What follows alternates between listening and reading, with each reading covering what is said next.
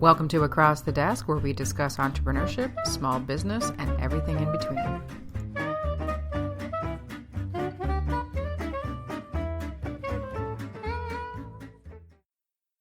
Hey, it's Elizabeth Plouffe, and welcome to Across the Desk. Today's a little chat about Ballsy, and Ballsy is the women in entrepreneurship group I started, good golly, it'll be 2 years ago in May, I think. That's crazy. Time's flying. We have an amazing group of 50 women, and on a regular basis, we have anywhere from 8 to 10 women that come out for our morning breakfasts. And that doesn't sound like a huge amount given the size of the group, but the cool thing is we have the most amazing conversations. And what I love about the women who come out consistently is that we are always in a situation where we are discussing things to do with our business. I mean, don't get me wrong, this meeting kicked off with, if my friend Noreen and I killed our husbands, we would then live together. It's just, not necessarily kill them, but if we outlive them. Some days you feel like killing your husband, but that's another podcast.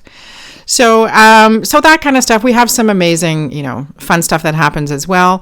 And what happened this week was really cool. And as any business owner knows, entrepreneur knows, anybody trying to build their career knows, you have to get out and you have to be networking. And I've talked about this before, but it's such a crucial aspect of business development that it's definitely worth discussing again. And this week, especially on the heels of another podcast I just did around, your mindset and how that influences what you deliver for a client and what have you. This was sort of the upshot of what the Ballsy discussion was about. And so some of the things that we talked about were evaluating networking events for value.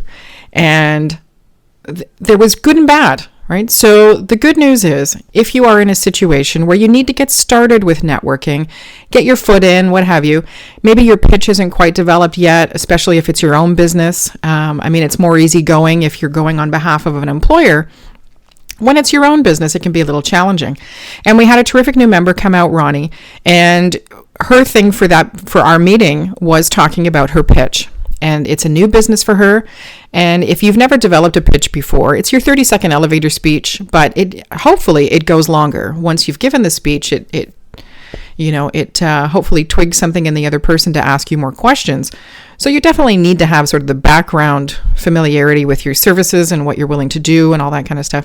But that initial 30 minutes, wouldn't that be nice? 30 seconds is kind of crucial in getting somebody interested in what the rest of your story is. The challenge with that is that when you're starting a new business, sometimes it can take a little while for you to find the right words. When I had my business center at my office, Canada, it took me a good 3 months of going out and networking before one day I said it in such a way that it finally clicked. It was like an itch for the first 3 months because I just wasn't quite there. And part of that could be, I had obviously determined what the value of my business was, but when you're in that insecure phase of just starting a new business, sometimes being, firm in the value that you're providing can be a little challenging. If you hit the ground running and you're, I was going to say something really crass, but if you're full of piss and vinegar and you know exactly what you're delivering and you're cocky and confident and all those great things, good for you. Most people, not so much. Most people, it takes a little while to, especially if you're shifting from an employee mindset to an entrepreneur mindset. So Ronnie brought that up, which I was so glad she did because it was a terrific opening for talking about developing your pitch, how you do that, the key points for doing that. And we'll do that on another podcast. But then we started talking about networking. And there is a huge difference between what we ended up calling low value and high value networking opportunities. Low value are typically the ones that are free. And the reason that is the case, they absolutely have value and you absolutely, if you use it appropriately, build your network and whatever. Most people that attend a free networking event are in shark mode. They're in selling mode. They're only interested in the connections that they can make for their business. And I'm not saying that in a negative way. It's what you should be out doing. But the challenge is having a meaningful conversation, which I know sounds silly because you're networking. But when you go, I keep saying but, which is such an awful word. It's really important that you use and I'm using air quotes that you can't see, lower value networking events for key business activities such as developing your pitch. Why is that important? Because the lower value events where they are free and it's essentially a cattle call and 80, 90 people in the room and you're just pinging off them like pinballs, is that it's low risk for practicing your pitch. It's an opportunity to deliver your pitch many, many times in one night, and you make a business out of it, and whoa, that's amazing. For the most part, when it's a low value, high volume event, chances are small, especially on a one-off. Those events you definitely need, if you determine that it's a good fit for you and your business, you definitely need to be going on a consistent basis. And my friend James had the Social Fusion Network, which I did for like 2.5 years. And I met amazing people, don't get me wrong. After a while though, it's the same people coming out every time, and you have always, you've exhausted it. And James was also doing a terrific event. And if you ever see this, I highly recommend. He was doing a terrific opportunity where there was a small workshop beforehand to work on your networking skills and get some insight. I mean, he's a long time, really skilled networker. So to be able to benefit from his expertise right before going into a networking event, double tick. It was incredible. So James, if you're listening, please do that again because it was really great. Middle value events are ones where you could be paying to attend, but have a workshop component. And Marianne D'Alessandro made this suggestion. She's a member of Ballsy, and she's Time Flies Admin Services. And she said, when there is a workshop component, the value of that is that it is structured networking. You already have a built-in conversation. You already have a built-in introduction. And if you are an introvert, which believe it or not, I am, it really takes the pressure off of walking into a room of 80, 90 people and having to connect with all of them. In a workshop situation, as long as you participate and are paying attention and don't go in with a shark mindset, can be a terrific time to connect with people on a again, I'm using air quotes, on a deeper level. You really have an opportunity to get to know somebody. You really have an opportunity, especially if it's a workshop that you're semi-familiar with the content, to showcase your expertise and have intelligent conversation. And that goes a lot further in the long run versus a 30-second, hey, how you doing? And the quick evaluation and dismissal that usually happens at larger networking events. So highly recommend. I'm actually going to a conference in 2 weeks, CASDA, the Canadian Autism Spectrum Disorder Association. Really looking forward to that from a learning perspective, but also from, as Marianne pointed out, a really structured networking opportunity. Love that. It's terrific. Higher value events are paid networking events or things like mayor's state of address and specific industry business dinners. Holly Simmons, who is goldenlasso.com. She is a family coach and mediation expert. And Holly made a terrific suggestion as well, that if you are looking to network, look at your target audience, your target market. What industries are they in, or what industries are they pulling from? And try and see if there are events that are applicable and reasonable for you to attend. So not only is it a good opportunity for you to network with people outside your industry, which expands your contact list and people you're connected to, but it also provides you an opportunity throughout the day to gather intel on true pain points and problems that you can solve, so that you know what you're doing as far as that influences your communication strategy, that influences the services you want to offer, that influences so many decisions. And it was a great suggestion. The whole meeting, people were offering incredible suggestions.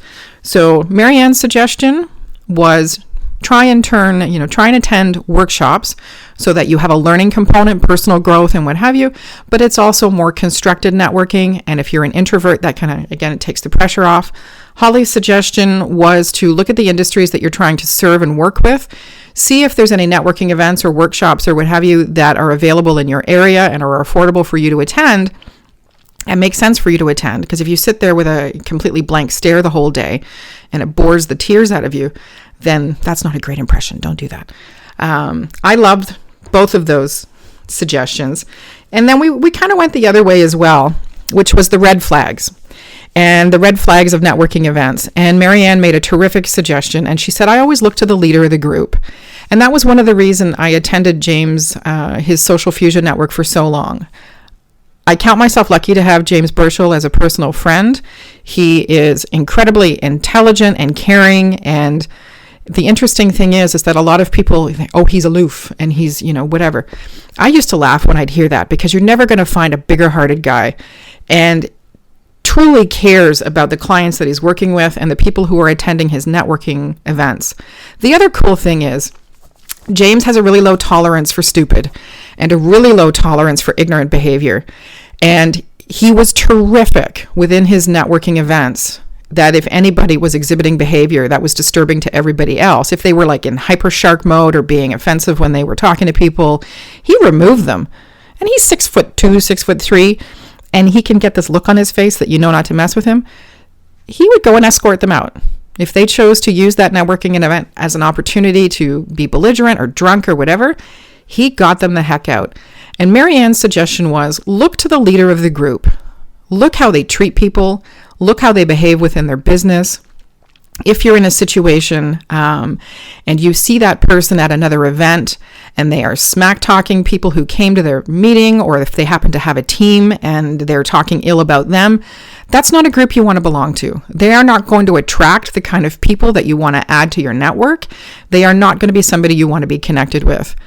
So again, amazing suggestions at Ballsy this week. I was so thrilled. I mean, we get them every month. I missed last month. Thank you again, Holly Simmons, for stepping up and leading the group that week. I was in Vegas on a project and she stepped in, which was amazing. And one of the last suggestions that was made, and this was made by multiple people, was trying to find the opportunity to speak at events. And make sure that when you are connecting with somebody, so if it's a group you've just started with, build some social credibility. Make sure that this is a group, again, that the leadership you respect. There's no red flags as far as behavior that's allowed that you don't agree with, those types of things.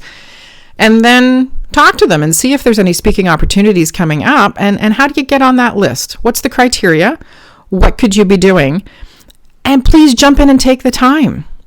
Right? David Hills runs LMBN, which is Like-Minded Business Network, and I think it's a paid option, but you can get up and do a 15-minute blurb. I'll end that by saying, when you are given the opportunity for a speaking event speaking opportunity at a networking event, remember the 80-20 rule. 80% of what you are sharing with your audience needs to be informative, instructive, have action items that people can immediately put to use, and it cannot be selling. At the end, absolutely, introduce yourself, talk about your website quickly and where you are on social media or whatever's appropriate for the audience.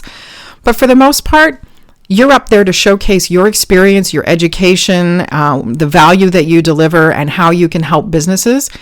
If you blow an opportunity like that, and just make it all about you and your business and what you do, and you're not providing any value, hopefully it's a small group. Hopefully it's a low risk group that, in the grand scheme of things, isn't going to impact your business.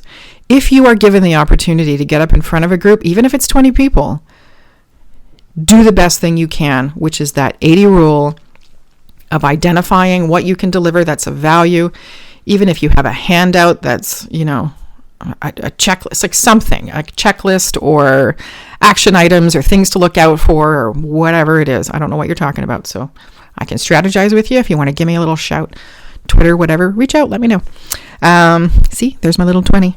So again, amazing things that happened, events, evaluate them, because your time is valuable, and spending a lot of time at events that have no hanging fruit or low hanging or fruit that you don't want to pick.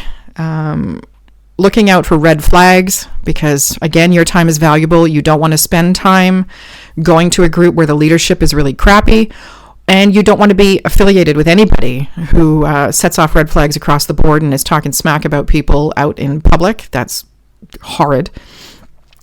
High value events, take some time to evaluate them. Does your local chamber offer paid events where it's a vetting process, right? Attending a paid event is a built-in vetting process, because people who are willing to pay to be at the event, one, want to learn, and two, depending on the amount of money that you're spending, they're willing to invest it versus continuing to go to the free events.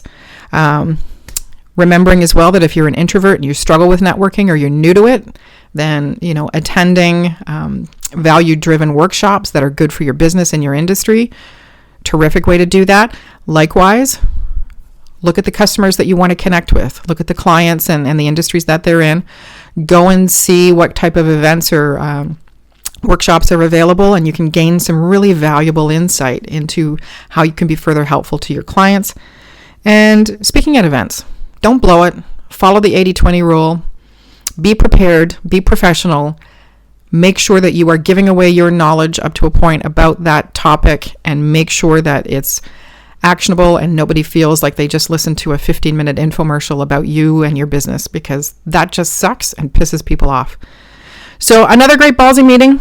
So excited about the ladies that join this group, and I'm thoroughly impressed every month with how they run their businesses, with what they are willing to deliver for each other, and just so grateful.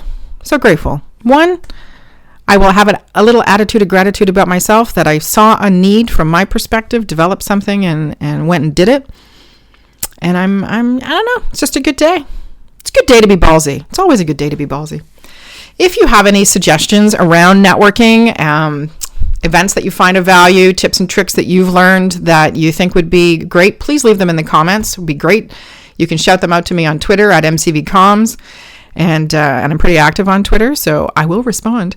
And that's pretty much it. I hope you're having a fantastic day. If you're a woman, be ballsy. If you're a man, support a ballsy woman today. We appreciate it. Thank you. Have a great day. Bye.